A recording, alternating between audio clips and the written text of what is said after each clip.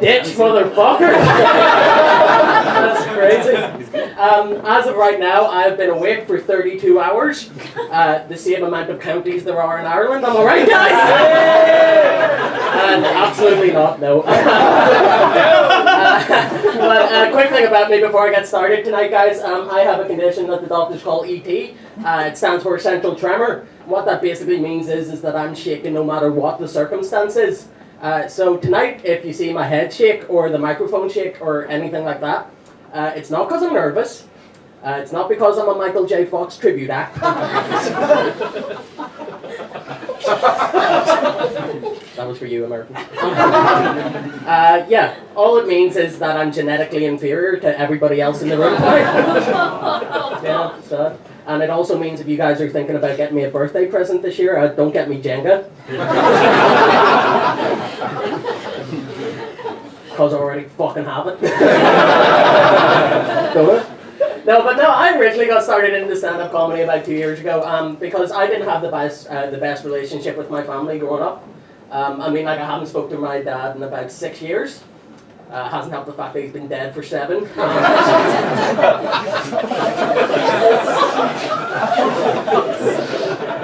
And my dad used to like to fuck with me all the time, but like not in a bad way. Like 1 year for Christmas, I asked him to get me a big poster of Fergie from the Black Eyed Peas because she was my childhood crush. And just to fuck with me, he got me a big poster of Sir Alex Ferguson. Now, London. I don't know if you guys have ever tried to masturbate to a photo of Alex Ferguson. But if there's anything you can take away from my set, know that it's difficult but doable.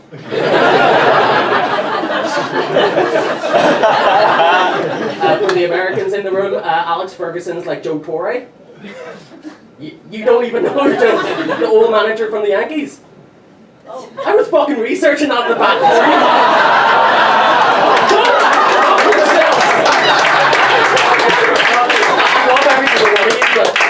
Literally, no. You guys are probably sitting there thinking, Jordan, you had such a bad relationship with your family when you were growing up. You're probably going to be a great dad when the time comes. No. And let me explain why. Do you guys know that song by Johnny Cash, A Boy Named Sue? Yeah. Well, in the song, the guy gets named Sue because his dad's not going to be around when he's grown up, and his dad wants him to grow up tough. So I'm going to adopt the same thing with my kids, but I'm going to call them I Voted Leave. You know, just get really ready. And they're not going to get like any nice VHS tapes that I used to get when I was a kid. So no fucking Pocahontas, no Toy Story, nothing like that. I'm just going to get them a Netflix account. And I'm going to make them watch Abducted in Plain Sight. And when they go up to me and go like, Dad, what does hand relief mean? I'll just go ask your uncle. That's how I fucking learned. But like, I'm not stupid, guys. I'm going to keep some of the Christmas stuff in because I know all the milk and cookies that the kids leave out for Santa, like all the parents get to eat them at the end of the night.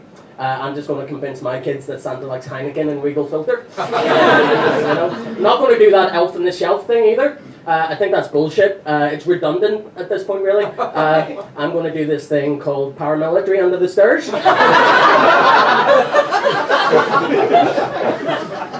AKA have Victoria under my stairs. But yeah, as you guys can probably tell, my actual profession, I'm not full-time stand-up comedian. I'm also a babysitter. I'm laughing, it's not a fucking joke. No, and I look after these 2 kids. They're a brother and sister, and one of them's called Ross, and the other one's called Rachel. It's not a fucking joke, guys. I can guarantee you I know what those people were watching when they were fucking. That's right, Fraser. But no, like, I get on with Ross really, really well. He's a great kid, but Rachel is a cunt. And she's only like fucking 6 years old, and I hope she doesn't see 7, like.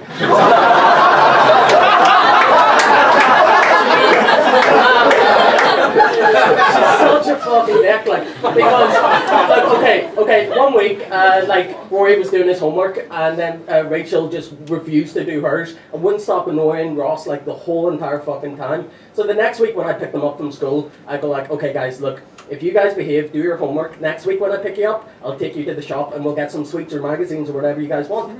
And then Rachel goes up to me and goes like, what do you mean if we behave? I was like, well, last week, you know, you wouldn't do your homework. You wouldn't let Ross do his homework. So I'm saying if you don't do that this week, I'll take you to the shops next week. And she goes like, just because I did that last week, you think I'm going to do it again? I was like, well, Rachel, yeah, I do. And then she looked at me and she says, I'll have you know that's racial profiling. And what do you fucking say to that? Like, I'll tell you what I said. I was like, I got down to her level on my honkers. I'm not going to do it now because I need a shit. I was like, look, if you don't do your homework, I'm going to get fired as your babysitter.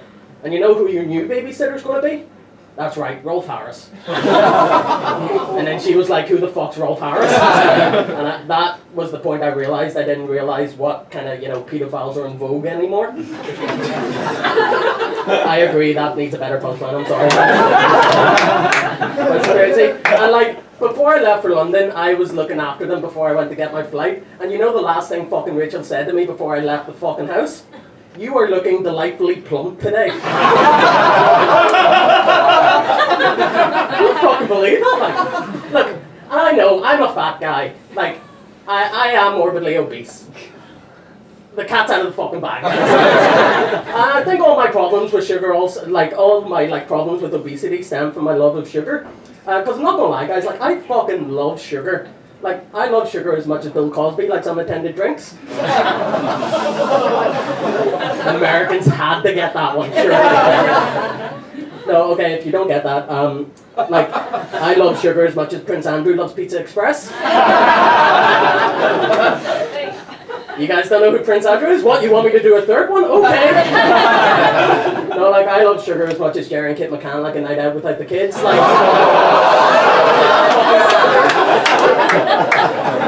oh, London, you've been lovely, but I've kind of noticed that a lot of the places I gig over in England and Scotland and stuff really don't like the dark humour that I do. So for tonight especially, I've written a couple of one-liners on the plane over, just as like a bit of a palate cleanser sorbet between all the dark fucking shit. So I'm going to do these jokes, you guys give me feedback, that cool? Yeah. Cool. But bear in mind they're all like child-friendly, family-friendly jokes, so just fucking keep that in mind. Say what you want about having schizophrenia, but when someone tells you to go fuck yourself, at least you have a couple of options.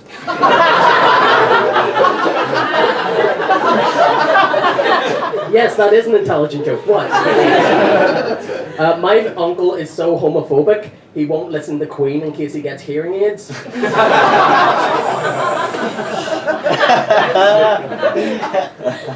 He's very homophobic, I don't like him. I find it ironic that in America they call firemen firefighters, but they don't call police officers minority hunters.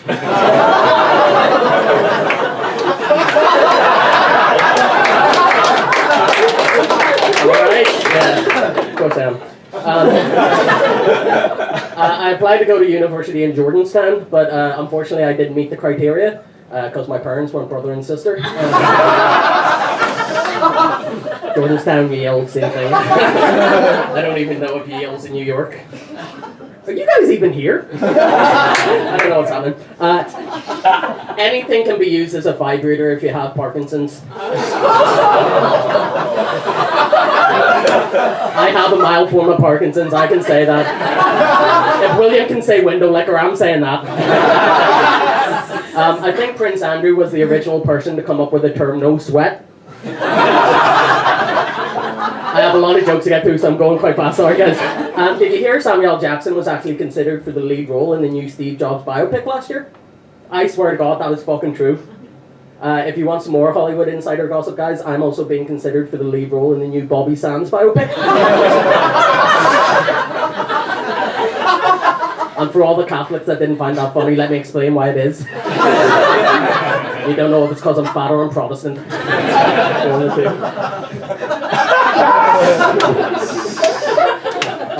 With Guns N' Roses tribute band from Belfast called B. Oh fuck. I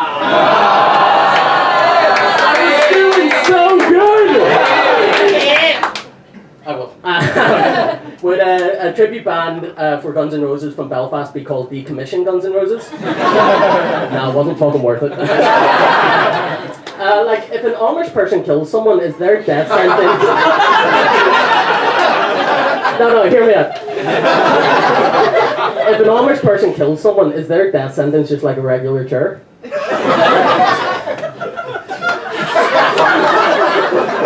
I can't fucking wait for the rest of you to get it. Fucking tell your neighbour. If O.J. Simpson had a sex doll, he would call it technicality. Because that's what he loves to get off on. That joke would have killed in the fucking 90s. Just like fucking O.J. I found out recently that I can't have kids, which is pretty sad. Nothing medically wrong, I'm just ugly.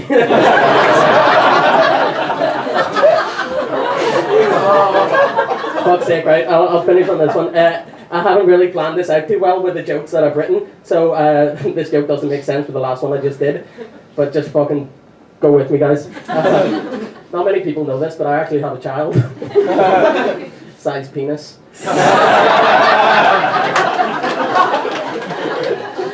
I keep it in the fridge with the rest of the collection. Okay,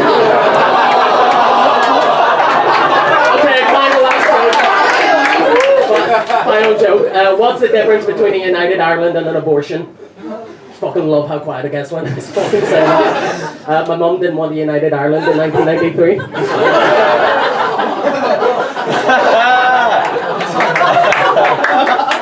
Nor does she want one now. She's very Protestant. Guys, you've been absolutely fucking lovely. Thank you.